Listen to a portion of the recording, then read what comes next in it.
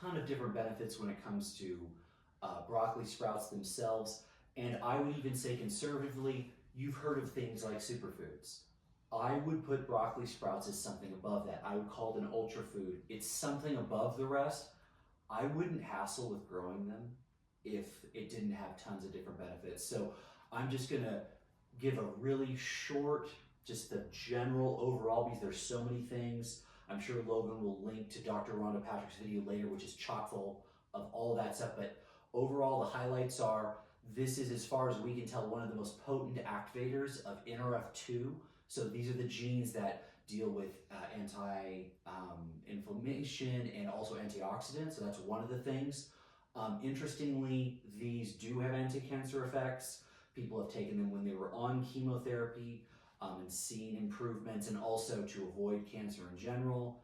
There's a component when it comes to the neurological stuff. People with autism who've taken them, slightly less autistic. Alzheimer's as well, same thing.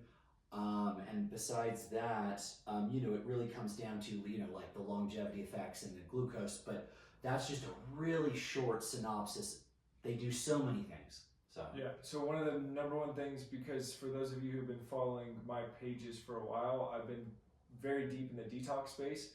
One of the things that I wasn't aware of is that there's a chemical out there called benzene. And it's actually really prolific in terms of crude oil production, lots to do with exhaust from cars.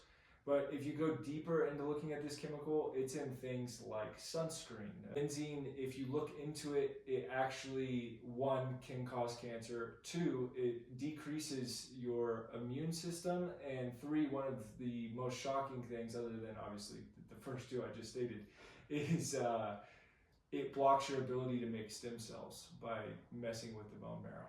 So all stuff we don't want to deal with.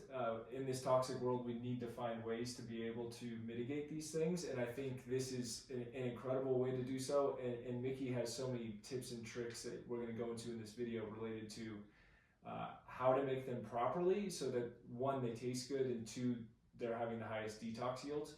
And then two, the stuff you buy in the store, you're wasting a lot of money, like $5 for a very small packet, and a lot of these are covered in bleach. They sometimes use a light bleach solution to keep the viral load of them down, so they're not going to be as fresh. You're never going to get them as fresh as you're going to get them at home.